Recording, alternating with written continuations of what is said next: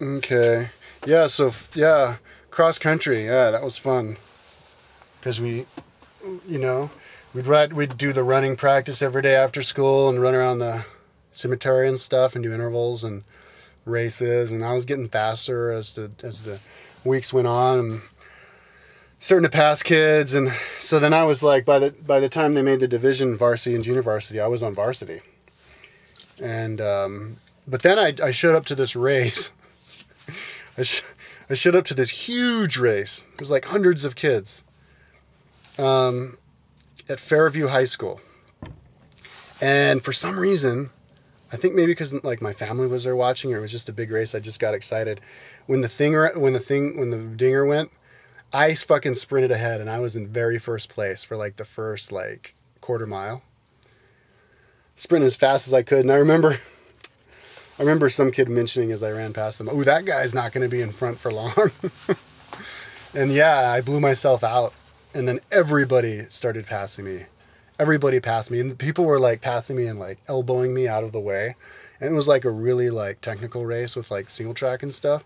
And because people were passing me so fast, they were just like mowing me down, like fucking knocking me over. I ended up getting like 198th place.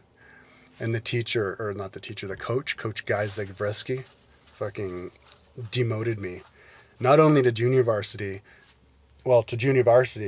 but I wasn't even the alternate on varsity. Even though I had been like being one of the fastest kids on the whole team. So they went down to do this race in Pueblo, which was the same exact course as the state championships. And I wasn't even brought down as the alternate. But then we did a practice race and I got like second in the whole team. And so he had to put me back in varsity again. And then we did districts and I got like 8th. And I was the third fastest. I was the third fastest on my team, and then we did districts, and I was the second fastest on my team, and I got 8th. I got 6th in leagues and then 8th in districts, and I was the second fastest on my team.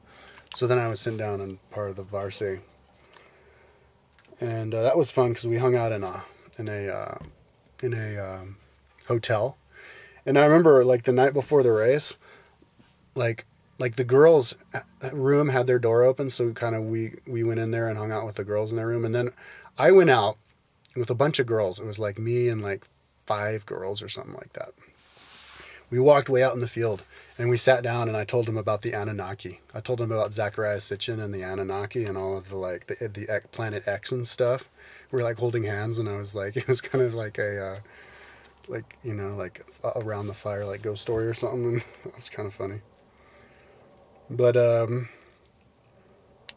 yeah, and then we did the race, but I got passed and I got 29th, and I was like all depressed, man. I was like, I think I even teared up a little bit, man.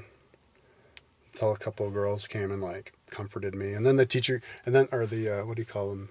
The coach comes and he's like, well, you guys got second, so that's all right. That's not so bad. So we got second place at state, even though I totally blew up. I think Mike Chapin had a bad race too, but some of the other guys had a good race. Jorge Jesus had a bad race, but like Francisco had a good race. So we ended up getting second. And then our girls got second too. So I guess overall, guys and girls, we would have won states. So that was pretty cool. And my parents were there and watched it.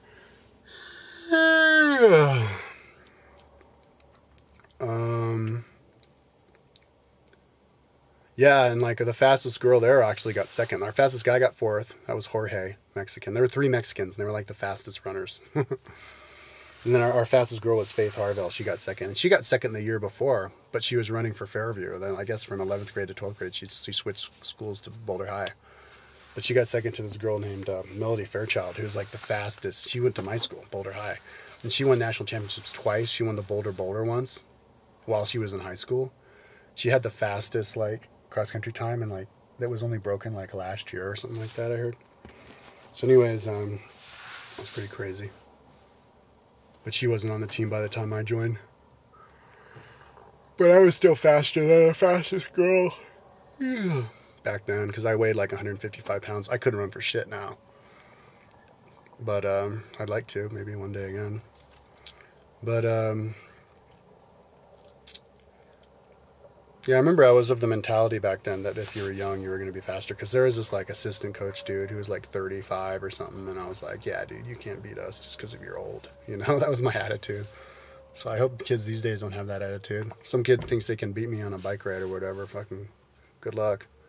But actually, he probably could if he's good because I'm not that strong right now. But I got smoked by this like 10-year-old kid last month. This tiny little munchkin kid fucking zoomed past me. Dropped my ass on the bike race. But anyways, so yeah, so 10th grade, so yeah, then I met a lot of kids for that grade.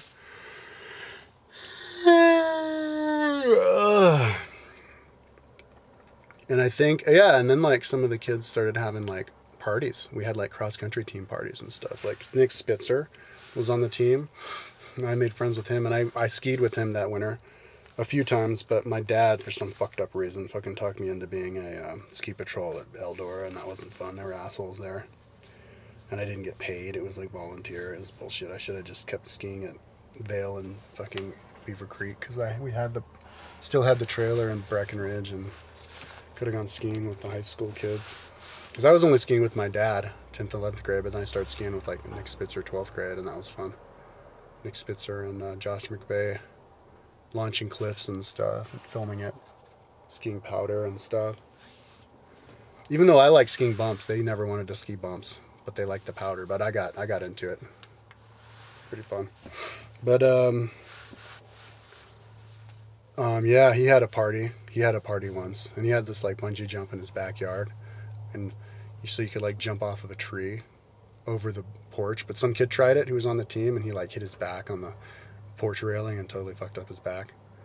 And then he had like a zip line in his backyard. He had like this amusement park set up in his backyard, and he had all sorts of crazy stories, like how he was like working on something and he slipped and fell through the hole in his like basketball thing, and he like skied and jumped across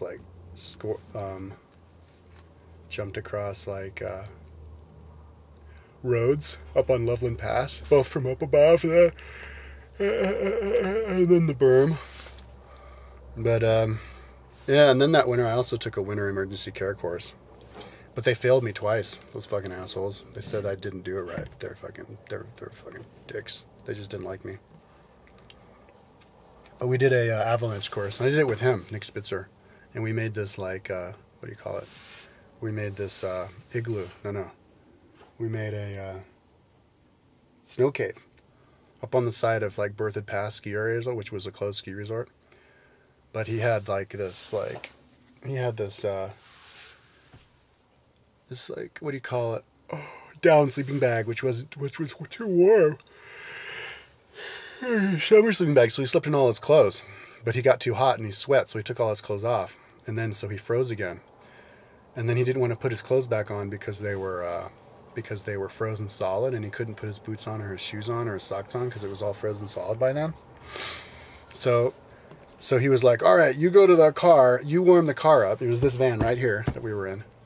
You warm the car up, and then I'll come and I'll jump in the car, and I'm just going to ski down in my underwear holding all of you bring my clothes, and I'll ski down in my underwear. And we were like way up on the trail.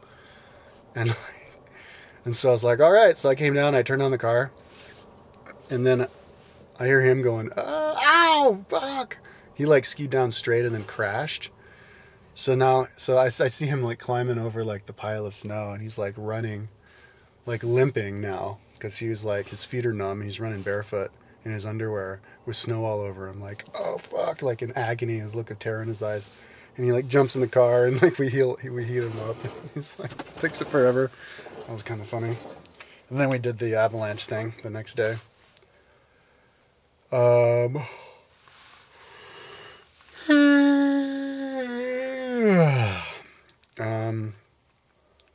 Yeah, and then I was hanging out with some girls too for a little bit, because like my friend Arian Wheeler, who was a 10th grader, I was a 12th grader, he was a 10th grader. He was a bike racer. He introduced me to these girls, Jojo, Leia, Mina, and Naomi. Oh my God, I can't believe I remember those names. They're these really cool, like, alternative type of, like, hippie type chicks who was hanging out with. I hung out with them a few times. And there were some other parties too. From the grades junior high, or what the fuck do you call it? Cross country team. One girl threw a party, but then she dropped out of the cross country team. I guess the cross country runners weren't social enough for her or something. Her name was like Amanda Beard or something like that. But did we have any? Oh, and then there's this other kid who had a party. What was his name? Corey? Oh, no, or some other kid. Maybe that was him. He kept bragging about how he was on the state championship team the year before. Oh, and there's this other kid named Eli who was on the team who's really weird. Who, like, ran for, like, school, like, secretary or something. But I guess he caused some, like, problem with the teacher because he, like, took his pants off, showed his underwear, like, on a field trip or something like that. He was in my Latin class. And I had Latin 3 years in a row, so I had the same people in my Latin class for 3 years in a row. Except for some reason, that kid got to be in our class, even though he was just a 10th grader. And by the time we got to our 10th grade, or our 12th grade, it was only like 5 of us in Latin class. So we all had known each other. It was kind of funny. There's some kid named like John Zavrevsky who was in my Latin class. And he was the guy who got me stoned for the very first time. We went to a party. And he's like, I was in 10th grade. I was like a week before my 17th birthday, or a week before my 18th birthday. And he's like, yeah, man, maybe we'll just smoke a bowl. And I was like, huh. And then he's like, all right, let's smoke the bowl. And I was like, wow, cool, smoking bowls. Never smoked weed before. And I don't remember getting stoned, though. I guess they say you don't get stoned the first time you smoke. But, like, Nick Spitzer freaked out. He was, like, running around. He was there. He was running around, jumped up on top of a tree and jumped off the tree from the branches way up high. And we were, like, running after him, like, dude, don't hurt yourself. He looked like he was totally freaking out and, like, confused or something. I don't know what his deal was. But then we went skiing with him a few times. And that dude, John, he came with us once, and we got stoned, and I went stone skiing. And then this other kid got me stoned at school. And I remember looking at, it was, like, one of the first times I got stoned. It's like a friend of my brother's, and I was looking at the school. Like, he got me high, and I got him, bought him a piece of pizza. We were looking at the school. There was this kid, he said his parents were, like, on the mafia. We were looking at the school, and I felt like I was in a TV show.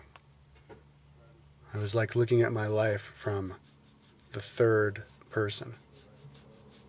It was really weird. Yeah. It was really cool. I liked it. I was like hooked on weed at that point. I wanted to buy more weed. I don't know if I actually bought a bag of weed in high school though. And by then, but in those days, back in '92, whenever time you bought a weed, it was Mexican weed. It wasn't strong. These days, whenever you buy weed, it's kind buds. Like Mexican doesn't even exist anymore. But so it's even stronger. But I mean, of course, I was a lightweight back then. And yeah. And I went to a dance. I actually went to school dances for the first time in high school too, or in 12th grade. I didn't do any of that in 10th and 11th grade because I didn't know anybody and I didn't care. But now I knew people from like the high school, from the cross country team and stuff. So I went on a dance. See, like one dance was the guy asked the girl, and then another one was the girl asked the guy. Like they had a dance where the girl's supposed to ask the guy. And I went with Faith Harville on one of them. I think that was the girl asked the guy. And then I went to prom with this girl named Shannon. And she was telling me how she, like, about weed, how she smoked. She had more experience with weed than I did. But like after the dance, it was fun. Like it was at Boulder Theater and we were like dancing all crazy. All of us like cross country kids. I asked Shannon because she was like a cross-country friend, but she wasn't on the team that year. But we were all the cross-country kids. We were like together, like dancing all crazy. Like we took over the dance floor. It was fun. But in retrospect, if I had been on part of a group, like a clique, I would have been hanging out with the thespians. Those were the ones who seemed to be kind of more on my wavelength because they were like the freaky kids. Like, oh shit, I'm out of time.